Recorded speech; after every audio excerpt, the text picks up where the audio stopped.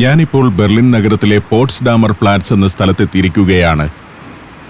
നഗരത്തിന്റെ പുതിയ ഭാഗമാണ്. ഇവിടുത്തെ സ്കാൻഡിക് ബെർലിൻ പോട്സ്ഡാമർ പ്ലാറ്റ്സ് എന്ന ഈ ഹോട്ടലിലാണ് ഞാൻ മുറി ബുക്ക് ചെയ്തിരിക്കുന്നത്. നേരം രാവിലെ 8 മണി ആയിട്ടേ ഉള്ളൂ. എയർപോർട്ടിൽ നിന്നും ഒരു ടാക്സിയിൽ ഇവിടെ വന്ന് ഇറങ്ങിയിട്ടേ ഉള്ളൂ. ഇന്നൊരു ദിവസത്തേക്ക് മാത്രമാണ് ഞാൻ ഇവിടെ മുറി ബുക്ക് ചെയ്തിരിക്കുന്നത്. സാധാരണഗതിയിൽ 12 മണിക്ക് ശേഷമേ ചെക്ക് ഇൻ അനുവദിക്കൂ.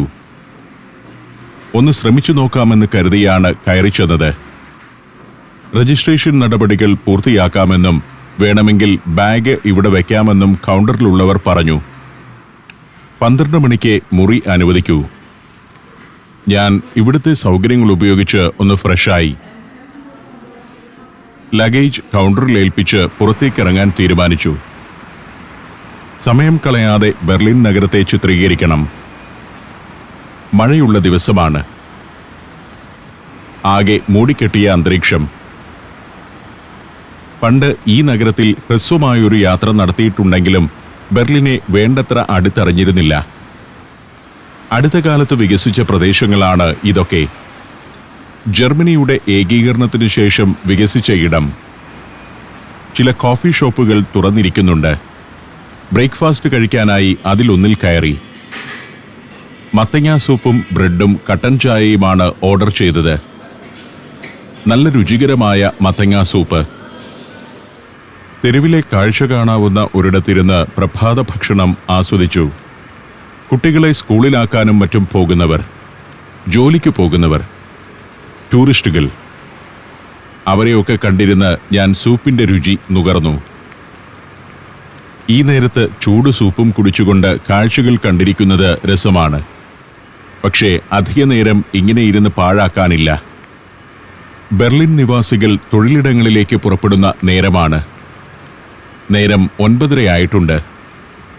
ടൂറിസ്റ്റുകളാണെന്ന് തോന്നുന്നു ചിലർ വഴി അന്വേഷിച്ച് നടക്കുന്നുണ്ട്. മുച്ചക്ര സൈക്കിൾ ചവിട്ടി വരുന്നു ഒരു വൃദ്ധൻ. ഇങ്ങനെയുള്ള പല സവാരിക്കാരെയും കാണാം ഈ തെരുവുകളിൽ. കോഫി ഷോപ്പിൽ നിന്നിറങ്ങി ഞാൻ നടത്തം തുടർന്നു. നേരെ മുന്നിൽ അങ്ങേയറ്റത്താണ് പോട്സ്ഡാമർ പ്ലാറ്റ്സ് എന്ന നഗരഹൃദയം. അവിടേക്കെത്തി. നഗരത്തിൽ ഇപ്പോഴും പണി പൂർത്തിയായിട്ടില്ലാത്ത വലിയൊരു സ്ക്വയറാണിത്. ഇവിടെ ഭൂമിക്കടിയിൽ വലിയൊരു റെയിൽവേ സ്റ്റേഷനുണ്ട്. ഇവിടമൊക്കെ മോഡേണായി ഡിസൈൻ ചെയ്ത് പണിതുകൊണ്ടിരിക്കുകയാണ്. 1990 ശേഷമാണ് ഈ ഭാഗങ്ങളെല്ലാം വികസിതമായത്. ബെർലിൻ ഇന്നൊരു മോഡേൺ സിറ്റിയാണ്. 2ാം ലോക മഹായുദ്ധകാലത്ത് ഇവിടമെല്ലാം ബോംബുകൾ വീണ് തകർന്നു പോയിരുന്നു. തുടർന്ന് വന്ന ശീതയുദ്ധകാലത്താകട്ടെ ഇവിടം അവഗണിക്കപ്പെട്ട് കിടക്കുകയുമായിരുന്നു. യുദ്ധാവസാന നാളുകളിൽ സഖ്യകക്ഷികളുടെ വിമാനങ്ങൾ വർഷിച്ച ബോംബുകൾ നഗരത്തെ അക്ഷരാർത്ഥത്തിൽ കൽക്കൂമ്പാരമാക്കി മാറ്റിയിരുന്നു. യുദ്ധാനന്തരം സഖ്യകക്ഷികളിലെ 4 രാജ്യങ്ങൾ വിഭജിച്ചെടുത്ത ബെർലിൻ കാര്യമായ വികസനം നേടിയിരുന്നില്ല. 1990 ശേഷമാണ് നഗരം ഇന്ന് കാണുന്ന വിധമുള്ള വലിയ വളർച്ച കൈവരിച്ചത്. ചരിത്രപ്രസിദ്ധമായ ബെർലിൻ മതിൽ കടന്നുപോയത് ഈ ഭാഗത്തുകൂടിയായിരുന്നു. ഈ സ്ക്വയറിന്റെ ഒത്ത മധ്യത്തിലൂടെ. അതെല്ലാം ഞാൻ പിന്നീട് വിശദമായി കാണിക്കാം. ഈ പച്ചക്കൊടി ഒരു പ്രസ്ഥാനക്കാരുടേതാണ്. എക്സ്റ്റിൻഷൻ റിബലിയൻ എന്ന ആഗോള പരിസ്ഥിതി സംഘടനയുടേത്. XR എന്ന് ചുരുക്കപ്പേരിൽ അറിയപ്പെടുന്ന സംഘടനയുടെ ശക്തമായ സമരം നടക്കുകയാണ് ഞാൻ ഇവിടെ എത്തിയ നാളുകളിൽ ബെർലിനിൽ.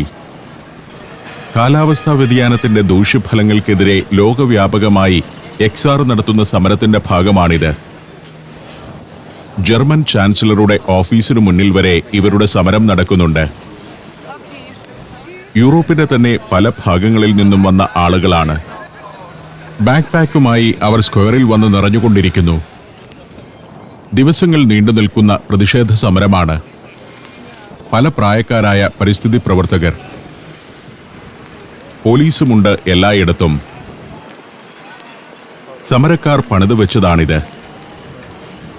ജനശ്രദ്ധ നേടുന്നതിനായി പൊതുസ്ഥലത്ത് വളരെ പെട്ടെന്ന് ഇത്തരം നിർമ്മിതികളൊക്കെ ഉയർത്തുന്നത് ഇവരുടെ പതിവാണ്.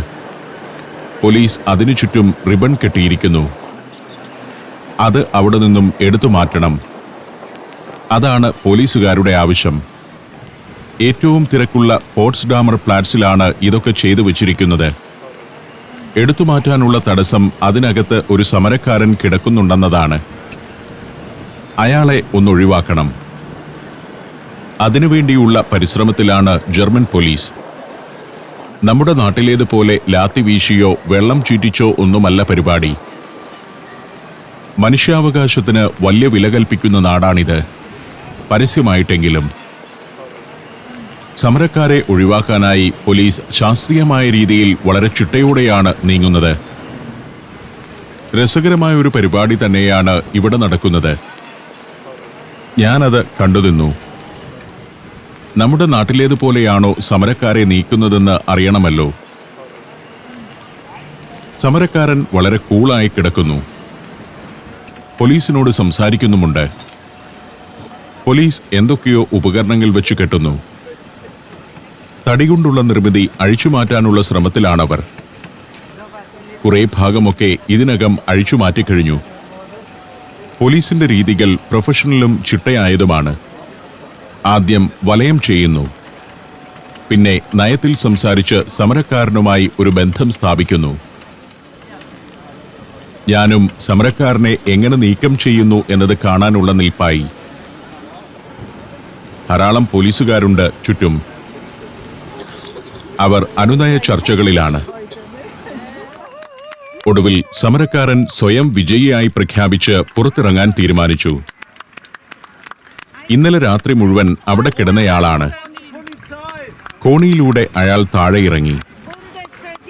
ബലപ്രയോഗമില്ലാതെ പോലീസ് കാര്യം സാധിച്ചിരിക്കുന്നു. തന്റെ സ്ലീപ്പിംഗ് ബാഗും മറ്റും ചുരുട്ടിയെടുത്തു പോകുന്നു സമരക്കാരൻ. പോലീസ് തടി നിർമ്മിതി പൊളിച്ചു മാറ്റാനുള്ള ശ്രമം തുടരുന്നു. കുറെ ആളുകൾ കൂടിയിട്ടുണ്ട്. ഞാൻ വീണ്ടും മുന്നോട്ട് നടക്കുമ്പോൾ പലയിടത്തും നിർമ്മാണ പ്രവർത്തനങ്ങൾ നടക്കുന്നത് കാണാം. 1990കളിൽ ആരംഭിച്ച പുനർനിർമ്മാണം ഇപ്പോഴും പൂർത്തിയായിട്ടില്ല. ഈ ഫുട്പാത്തും റോഡുമെല്ലാം അടുത്ത കാലത്ത് പൂർത്തിയായതാണ്. ഇവിടെ പലയിടത്തും ഇങ്ങനെയുള്ള ഇലക്ട്രിക് സ്കൂട്ടറുകൾ വെച്ചിട്ടുണ്ട്. ഇതെടുത്ത് യാത്ര ചെയ്യാം. ധാരാളം പേർ അതുപയോഗിക്കുന്നുണ്ട്. വഴിയോര റെസ്റ്റോറന്റുകളൊക്കെ തെല്ലൊരു ആലസ്യത്തോടെ കിടക്കുകയാണ്. മഞ്ഞും മഴയുമുള്ള ദിവസങ്ങളിൽ കച്ചവടം പൊതുവെ കുറവായിരിക്കും. മഴയായതിനാൽ അധികം ടൂറിസ്റ്റുകളെ കാണുന്നില്ല. ഇതിവിടുത്തെ ഒരു പോസ്റ്റ്മാനാണ്, മഞ്ഞക്കുപ്പായക്കാരൻ. തപാൽ ഉരുപ്പടികൾ കൊണ്ടുപോകുന്ന പെട്ടിക്കും മഞ്ഞ നിറമാണ്. ഒരാൾക്ക് വഴി പറഞ്ഞു കൊടുക്കുകയായിരുന്നു തപാൽക്കാരൻ. ഡോയിച്ച് പോസ്റ്റ് എന്നാണ് ഇതിനു പേര്. DHL എന്ന ലോകപ്രശസ്ത കൊറിയർ കമ്പനിയുടെ ഭാഗമാണ് ഇവിടെ ഇത്. ശീതയുദ്ധകാലത്ത് ഏറെക്കുറെ വിജനമായി കിടന്ന പ്രദേശമാണിത്. യുദ്ധത്തിൽ തകർന്ന കെട്ടിടങ്ങളുടെ അവശിഷ്ടങ്ങൾ അന്ന് പലയിടത്തും കൂടിക്കിടന്നു. ഇതിലൂടെയാണ് ബെർലിൻ മതിൽ കടന്നുപോയിരുന്നത്. അതുകൊണ്ട് തന്നെ തർക്കഭൂമി പോലെ അവികസിതമായി കിടന്നു ഈ പ്രദേശം. ഞാനൊരു വേലിക്കെട്ടിന് സമീപത്തേക്കെത്തി. മിനിസ്റ്റർ ഗാർട്ടൻ എന്ന ഉദ്യാനമാണിത്. ഈ വേലിക്കെട്ടിനകത്തായിരുന്നു അഡോൾഫ് ഹിറ്റ്ലറുടെ ഓഫീസ് കോംപ്ലക്സ് ഉണ്ടായിരുന്നത്. റേഹ് ചാൻസലറി എന്നറിയപ്പെട്ടിരുന്ന ബിൽഡിംഗ് കോംപ്ലക്സ് ആയിരുന്നു അത്. ഫ്യൂറർ ബങ്കർ എന്ന ഹിറ്റ്ലറുടെ ഭൂഗർഭ താവളവും ഇവിടെയായിരുന്നു. യുദ്ധകാലത്ത് കനത്ത ബോംബിങ്ങിൽ അതെല്ലാം തകർന്നടിഞ്ഞു. പിന്നീട് കുറെ കാലം ഇവിടം കാടുപിടിച്ചു കിടന്നു. ഇപ്പോൾ അതൊരു ഉദ്യാനമാണ്. എന്നാൽ ഹിറ്റ്ലറെ ഓർമ്മിപ്പിക്കുന്നതായി ഒന്നും തന്നെ അവിടെയില്ല. 17ാം നൂറ്റാണ്ട് മുതലുള്ള മനോഹര മന്ദിരങ്ങളുണ്ടായിരുന്ന സ്ഥലമാണ് മിനിസ്റ്റർ ഗാർട്ടൻ. നാസികൾ ജർമ്മനിയുടെ അധികാരം പിടിച്ചതോടെ പഴയ ചരിത്രമന്ദിരങ്ങൾ തകർത്തുകളഞ്ഞ് പുതിയ രീതിയിലുള്ള കെട്ടിടങ്ങൾ നിർമ്മിക്കാൻ തുടങ്ങി. 3ാം ജർമ്മൻ സാമ്രാജ്യത്തിന്റെ ഭരണസിരാകേന്ദ്രമാക്കി മിനിസ്റ്റർ ഗാർട്ടനെ മാറ്റുകയായിരുന്നു ഹിറ്റ്ലറുടെ ലക്ഷ്യം.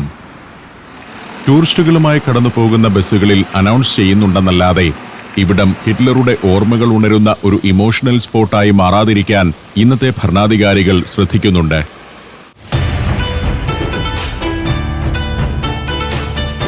സഞ്ചാരത്തോടൊപ്പം യാത്രകൾ നടത്താൻ ഇതാ നിങ്ങൾക്കും അവസരം.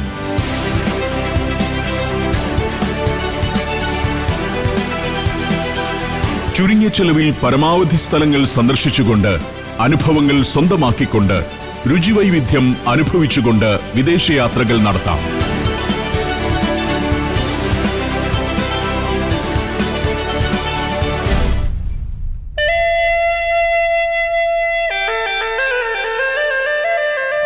Thrilling Thailand. തായ്ലാൻഡിലെ Bangkok, Pattaya, tiger zoo, coral island, Nong Nooch gardens, marine park, safari world, പുരാതന സിയം പട്ടണം, ഇന്ദിരാ മാർക്കറ്റ് തുടങ്ങിയ ഡെസ്റ്റിനേഷനുകൾ, പ്രശസ്തമായ Alcazar show, floating market, beach വിനോദങ്ങൾ, ബോട്ട് റൈഡ്, സ്പീഡ് ബോട്ട് യാത്ര എന്നിവയെല്ലാം ആസ്വദിക്കാം. ഫുഡ് സ്ട്രീറ്റുകളും നൈറ്റ് മാർക്കറ്റുകളും സന്ദർശിക്കാം. തായ്ലാൻഡിൽ 4 പകലും 3 രാത്രിയും.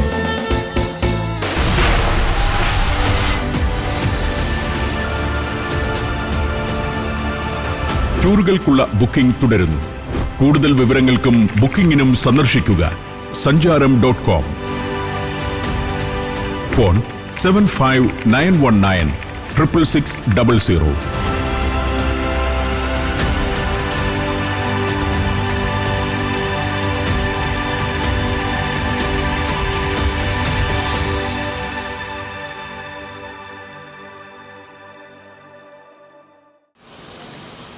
ഇവിടെ സ്മാരകമെന്ന നിലയിലുള്ളത് ഇക്കാണുന്നതാണ്. Memorial to the murdered Jews of Europe. പണ്ട് ഹിറ്റ്ലറുടെ ഭരണകൂടവുമായി ബന്ധപ്പെട്ട പ്രമുഖ കേന്ദ്രമായിരുന്നിടത്ത് ഇന്ന് കാണാനുള്ളത് ഇതാണ്. നാസികൾ നടത്തിയ കൂട്ടക്കൊലയ്ക്കിരയായ യൂറോപ്പിലെ ജൂതന്മാർക്കുള്ള സ്മാരകം. 19,000 സ്ക്വയർ മീറ്റർ പ്രദേശത്ത് നിറഞ്ഞു നിൽക്കുന്ന ഒരു സ്മാരകം. ശവക്കല്ലറകളെ അനുസ്മരിപ്പിക്കുന്ന കോൺക്രീറ്റ് ബ്ലോക്കുകൾ. 2711 ബ്ലോക്കുകളാണ് ഇവിടെയുള്ളത്. 2ാം ലോകമഹായുദ്ധം അവസാനിച്ച് 60 വർഷത്തിനു ശേഷമാണ് ഇങ്ങനെയൊരു സ്മാരകം ഇവിടെ ഒരുങ്ങിയത്. 2005 മെയ് 10 ഇതിന്റെ ഉദ്ഘാടനം. കുറെ കൂടി അടുത്തടുത്തായി 4000 ബ്ലോക്കുകൾ ഇവിടെ ഉണ്ടാക്കണമെന്നായിരുന്നു തീരുമാനിച്ചിരുന്നത്. എന്നാൽ ഇതിനിടയിലൂടെ വീൽചെയർ കൊണ്ടുപോകാൻ കഴിയണമെന്ന് ഗവൺമെന്റ് നിഷ്കർഷിച്ചതോടെയാണ് ബ്ലോക്കുകളുടെ എണ്ണം കുറച്ചത്. 2ാം ലോകമഹായുദ്ധകാലത്ത് നാസികൾ കൊന്നൊടുക്കിയ 60 ലക്ഷത്തിലേറെ ജൂതന്മാർക്ക് ഉചിതമായൊരു സ്മാരകം ബെർലിനിൽ നിർമ്മിക്കണമെന്ന ആശയം 1980കളിലാണ് ഉയർന്നുവന്നത്.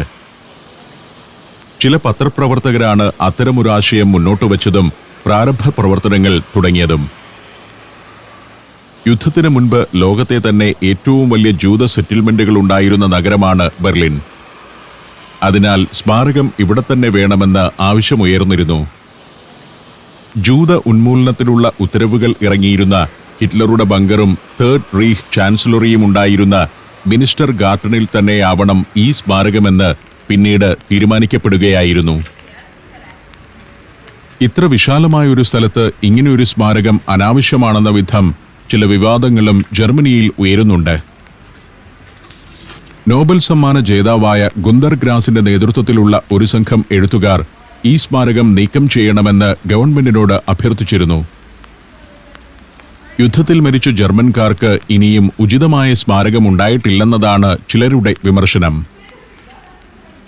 4.25 ഏക്കറിൽ നിറഞ്ഞു നിൽക്കുകയാണ് സ്മാരകം. അവിടെ മുഴുവനായും പല വലിപ്പമുള്ള ഇത്തരം കോൺക്രീറ്റ് ബ്ലോക്കുകൾ മാത്രമാണ്. അവയ്ക്കിടയിലൂടെ ഇടുങ്ങിയ ഇടനാഴികളും. 2 ഘട്ടങ്ങളായി നടത്തിയ മത്സരങ്ങൾക്കൊടുവിലാണ് ഈ ഡിസൈൻ സ്മാരകത്തിനായി തിരഞ്ഞെടുത്തത്. അമേരിക്കൻ ആർക്കിടെക്റ്റായ പീറ്റർ ഐസൻമാന്റെ ഡിസൈൻ അന്തിമമായി സ്വീകരിക്കുകയായിരുന്നു. ബെർലിൻ മതിൽ പൊളിച്ചുമാറ്റിയ കുറേ സ്ഥലവും ഈ സ്മാരകത്തിന്റെ നിർമ്മാണത്തിനായി ഉപയോഗിച്ചിട്ടുണ്ട്. നാസി സൈന്യം സഖ്യസേനയ്ക്ക് മുൻപിൽ ഉപാധികളില്ലാതെ കീഴടങ്ങിയതിന്റെ 60ാം വാർഷിക ദിനമായ 2005 മെയ് 10 ഈ സ്മാരകം ഉദ്ഘാടനം ചെയ്തത്. ആ വർഷം 3.5 ലക്ഷം ആളുകൾ ഇവിടം സന്ദർശിച്ചുവെന്നാണ് കണക്ക്. അന്താരാഷ്ട്ര സമൂഹത്തിന് മുൻപിൽ ജർമ്മനിക്ക് കളങ്കമായി തീർന്ന ഹിറ്റ്ലർ ഭരണത്തിന്റെ ഓർമ്മകൾ മായ്ച്ചുകളയാനുള്ള തീവ്ര ശ്രമത്തിലാണ് ജർമ്മനി. രാജ്യം ജൂതരോട് ചെയ്ത കൊടിയ പാതകത്തിന് പ്രായശ്ചിത്തമെന്നോണമാണ് ഇത്തരം സ്മാരകങ്ങളെല്ലാം ഉയരുന്നത്. എന്നാൽ ഹിറ്റ്ലറുടെ നയങ്ങളോട് ആഭിമുഖ്യം പുലർത്തുന്നവർ ഇപ്പോഴും ജർമ്മനിയിലുണ്ട്. നവനാസികൾ എന്നറിയപ്പെടുന്ന അവർ ഇത്തരം സ്മാരകങ്ങളെ അസഹിഷ്ണുതയോടെയാണ് കാണുന്നത്. പെയിന്റ് പതിയാതിരിക്കാനുള്ള പ്രത്യേകമായ ഒരു കോട്ടിംഗ് ഈ ബ്ലോക്കുകൾക്കെല്ലാം നൽകിയിട്ടുണ്ട്. എങ്കിലും നാസികളുടെ ചിഹ്നമായ സ്വസ്തിക ഇടയ്ക്കെല്ലാം ചില ബ്ലോക്കുകളിൽ പ്രത്യക്ഷപ്പെടും. സ്മാരകത്തെ അവഹേളിക്കാനായി ഒരാൾ ഇതിലെ ബ്ലോക്കുകളിലൊന്നിൽ മൂത്രമൊഴിച്ചത് 2014 വലിയ വാർത്തയായിരുന്നു. അതോടെ സ്മാരകത്തിനുള്ള സുരക്ഷ വർദ്ധിപ്പിച്ചിരിക്കുകയാണ് ഗവൺമെന്റ്. ഞാൻ ആ സ്മാരകത്തിൽ നിന്നും പുറത്തേക്കിറങ്ങി. ഇവിടെ വലതുവശത്ത് കാണുന്ന വേലിക്കെട്ടിനപ്പുറമായിരുന്നു ഹിറ്റ്ലറുടെ ഓഫീസും വിവിധ മന്ത്രാലയങ്ങളും നാസി കാര്യാലയങ്ങളുമെല്ലാം. നേരെ മുന്നിൽ ഒരു നിർമ്മിതി കാണാം. ചരിത്രപ്രസിദ്ധമായൊരു നിർമ്മിതിയാണത്. Brandenburg gate. ഇടക്കാലത്ത് ജർമ്മനിയെ സംബന്ധിച്ചിടത്തോളം നാണക്കേടിന്റെ പ്രദേശവുമായിരുന്നു ഇവിടം. കിഴക്കൻ ജർമ്മനിയെയും പടിഞ്ഞാറൻ ജർമ്മനിയെയും വേർതിരിച്ച കുപ്രസിദ്ധമായ മതിലിന്റെ ഭാഗമായി തീർന്നിരുന്നു ചരിത്രപ്രസിദ്ധമായ ഈ ഗേറ്റ് അക്കാലത്ത്. അന്ന് ഈ ഗേറ്റിലൂടെ ഇരുഭാഗത്തേക്കും കടക്കുന്നത് തടഞ്ഞിരുന്നു. കിഴക്കൻ ജർമ്മനിയുടെ സൈനികർ തോക്കുമായി ഗേറ്റിൽ സദാസമയവും കാവൽ നിന്നു. ഗേറ്റിനു സമീപം ആളുകൾ കൂട്ടം കൂടുന്നതിന് നിരോധനവുമുണ്ടായിരുന്നു. ബെർലിന്റെ ലാൻഡ്മാർക്കാണ് ബ്രാൻഡൻബർഗ് ഗേറ്റ്. നിയോ ക്ലാസിക്കൽ ശൈലിയിൽ 18-ാം നൂറ്റാണ്ടിൽ നിർമ്മിച്ചതാണിത്. രാജ്യത്തിനകത്തുണ്ടായ ഒരു കലാപത്തെ ഒതുക്കിയതിന്റെ സ്മരണയ്ക്കായി പ്രഷ്യൻ രാജാവ് ഫ്രെഡറിക് വില്യം രണ്ടാമനാണ് ഇത് പണിതത്. ഗേറ്റിന് അനുബന്ധമായുള്ള ഈ കെട്ടിടങ്ങളെല്ലാം ഹിറ്റ്ലർ ഭരണത്തിന്റെ ഭാഗമായ കാര്യാലയങ്ങൾ പ്രവർത്തിച്ചിരുന്ന ഇടമാണ്. അതെല്ലാം യുദ്ധത്തിന്റെ അവസാന നാളുകളിലെ ബോംബ് മഴയിൽ തകർന്നടിഞ്ഞു പോയിരുന്നു. യുദ്ധകാലത്ത് ബ്രാൻഡൻബർഗ് ഗേറ്റ് ഭാഗികമായി തകർന്നിരുന്നു. പിന്നീട് കുറെ കാലം ഇത് വലിയ പ്രാധാന്യമില്ലാതെ നിലകൊണ്ടു. ബെർലിൻ മതിൽ വന്നതോടെ നഗരത്തെ വേർതിരിക്കുന്ന ആ മതിലിന്റെ ഭാഗം മാത്രമായി ഇത് മാറുകയും ചെയ്തു. ഹിറ്റ്ലറുടെ ചരിത്രവുമായി ബന്ധപ്പെട്ട പല സിനിമകളിലും കണ്ടിട്ടുള്ള ഗേറ്റാണ് ഇത്. ഇപ്പോൾ ധാരാളം സഞ്ചാരികളെത്തുന്ന ഒരിടമാണ് ബ്രാൻഡൻബർഗ് ഗേറ്റിന്റെ പരിസരം. അതിന്റെ വലിപ്പം മനസ്സിലാവാൻ ചുവട്ടിൽ നിൽക്കുന്ന ആളുകളുടെ രൂപവുമായി താരതമ്യം ചെയ്താൽ മതി. 8 നില കെട്ടിടത്തിന്റെ ഉയരമുള്ള ഗേറ്റ്. ബെർലിൻ മതിൽ നിലനിന്ന കാലത്ത് ഇത് പൂർണ്ണമായും അടഞ്ഞുകിടക്കുകയായിരുന്നു. പഴയ വെസ്റ്റ് ജർമ്മൻ ഭാഗമായിരുന്നു ഇക്കാണുന്നിടം. വലിയൊരു ഉദ്യാനമാണത്. ടിയർഗാർട്ടൻ എന്നാണ് അതിന്റെ പേര്.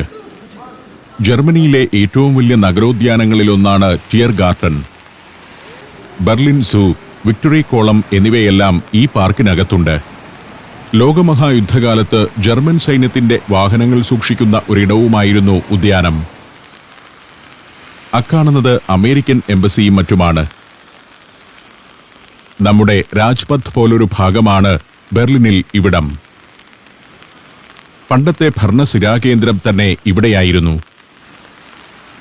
ഇന്നാകട്ടെ വലിയൊരു ടൂറിസ്റ്റ് അട്രാക്ഷനും. ഒരു സൈറ്റ് സീയിങ് ടാക്സിയാണിത്. മഴയായതിനാൽ അധികം ടൂറിസ്റ്റുകൾ ഇവിടേക്കെത്തിയിട്ടില്ല. അതുകൊണ്ട് ഇയാൾക്ക് ആളെ കിട്ടിയിട്ടുമില്ല. സൈക്കിള് പോലെ ചവിട്ടിക്കൊണ്ടു പോകാവുന്ന വാഹനമാണിത്. ഇത്തരത്തിൽ പ്രകൃതി സൗഹൃദപരമായ സംവിധാനങ്ങൾ യൂറോപ്പിലെ ടൂറിസം രംഗത്ത് വ്യാപകമായി കഴിഞ്ഞു. മഴച്ചാറ്റലുള്ളതിനാൽ ഷൂട്ടിംഗ് അത്ര സുഗമമല്ല. ബ്രാൻഡൻബർഗ് ഗേറ്റിന്റെ ചുവട്ടിൽ കുറച്ചു സഞ്ചാരികൾ കൂടി നിൽപ്പുണ്ട്. വലിയ പ്രതിഷേധങ്ങൾക്കും ഘോഷയാത്രകൾക്കും വേദിയായിട്ടുള്ള ഒരു പ്രദേശമാണിവിടം. കിഴക്കൻ ജർമ്മനി നിർമ്മിച്ച ബെർലിൻ മതിലിനെതിരെ പടിഞ്ഞാറൻ ജർമ്മനിയിലെ ആളുകൾ പതിവായി പ്രതിഷേധത്തിനെത്തിയിരുന്നത് ഇവിടെയാണ്. 2014 ജർമ്മനി ഫുട്ബോൾ ലോകകപ്പ് നേടിയപ്പോൾ ലക്ഷങ്ങൾ അണിനിരന്ന റാലി നടന്നതും ഇവിടെയായിരുന്നു. ബ്രാൻഡൻബർഗ് ഗേറ്റിനു മുന്നിലൂടെ വന്ന ദിശയിൽ വീണ്ടും മുന്നോട്ട് നടക്കുമ്പോൾ നേരെ മുന്നിൽ കാണുന്നത് മറ്റൊരു ചരിത്ര നിർമ്മിതിയാണ്. അതാണ് റെയ്ഹ് സ്റ്റാഗ് എന്ന ബിൽഡിംഗ്, ജർമ്മനിയുടെ പാർലമെന്റ് ഹൗസ്. ഹിറ്റ്ലർ വരുന്നതിനു മുൻപും ചക്രവർത്തി ഭരണകാലത്തുമെല്ലാം ജനപ്രതിനിധി സഭ സമ്മേളിച്ചിരുന്ന ഇടം. 1933 നാസികൾ തീവച്ച മന്ദിരമാണത്. അധികാരം പിടിക്കുന്നതിന് മുന്നോടിയായി നടന്ന ഗൂഢാലോചനയുടെ ഫലമായിരുന്നു ആ തീവെപ്പ്. കമ്മ്യൂണിസ്റ്റുകാരാണ് തീവച്ചതെന്ന് ആരോപിച്ച് അവരെ ജനങ്ങളിൽ നിന്നും അകറ്റുകയായിരുന്നു ലക്ഷ്യം. റൈക്സ്ടാഗ് ഫയർ എന്നാണ് ചരിത്രത്തിൽ ആ സംഭവം അറിയപ്പെടുന്നത്. ഇന്ന് വഴിയോര റെസ്റ്റോറന്റുകൾക്കെല്ലാം ദുർദിനമാണ്. മഴയും തണുപ്പുമുള്ള ദിവസമാണല്ലോ. ഞാൻ ഒരു കൈയിൽ കുടയും മറുകൈയിൽ ക്യാമറയുമായി വളരെ ബുദ്ധിമുട്ടിയാണ് ഷൂട്ട് ചെയ്യുന്നത്. കാറ്റടിക്കുന്നതിനാൽ ക്യാമറയുടെ ലെൻസിലേക്കും വെള്ളം വീഴുന്നു. ഞാൻ റൈക്സ്ടാഗ് ബിൽഡിംഗിന്റെ സമീപത്തേക്കെത്തി. ഒരു കാലത്ത് ജർമ്മനിയുടെ ഭരണസിരാകേന്ദ്രമായിരുന്ന ഇത് 1933 ശേഷം അവഗണിക്കപ്പെട്ട് കിടക്കുകയായിരുന്നു. ഹിറ്റ്ലർക്ക് പാർലമെന്റിന്റെ ആവശ്യമുണ്ടായിരുന്നില്ല. അതിനാൽ നാസി ഭരണം നിലനിന്ന 12 വർഷക്കാലം ഇവിടെ ഒരു സമ്മേളനം പോലും നടന്നതുമില്ല. യുദ്ധത്തിൽ ബോംബ് വീണ് തകർന്ന കെട്ടിടം കുറെ കാലം കാടുമൂടിക്കിടന്നു. 1960കളിലാണ് പിന്നീട് ഇതൊന്ന് വൃത്തിയാക്കിയെടുത്തത്. 2 ജർമ്മനികളും ഒന്നായതിനു ശേഷം ഇത് പൂർവ്വകാല പ്രതാപത്തിലേക്ക് എത്തുകയും ചെയ്തു. ഈ കെട്ടിടത്തിലെ ഗ്ലാസ് മകുടത്തിനുള്ളിലൂടെ ബെർലിൻ നഗരത്തിന്റെ 360 ഡിഗ്രി ദർശനം സാധ്യമാണ്. കെട്ടിടത്തിനകത്തേക്ക് നേരിട്ട് സൂര്യപ്രകാശം പതിക്കുന്ന രീതിയിലാണ് മകുടത്തിന്റെ നിർമ്മാണം. ഒരു വശത്ത് ഇക്കാണുന്നത് പോൾ ലോബെ ഹൗസ് എന്ന കെട്ടിടമാണ്. പാർലമെന്റുമായി ബന്ധപ്പെട്ട മറ്റൊരു കെട്ടിടം. റൈക്സ്ടാഗ് ബിൽഡിംഗിനെ കണ്ടും ക്യാമറയിലാക്കിയും സഞ്ചാരികൾ മുറ്റത്ത്. ചരിത്രം ഏറെ കണ്ട ആ മന്ദിരത്തിനു മുന്നിൽ ഞാൻ നിന്നു.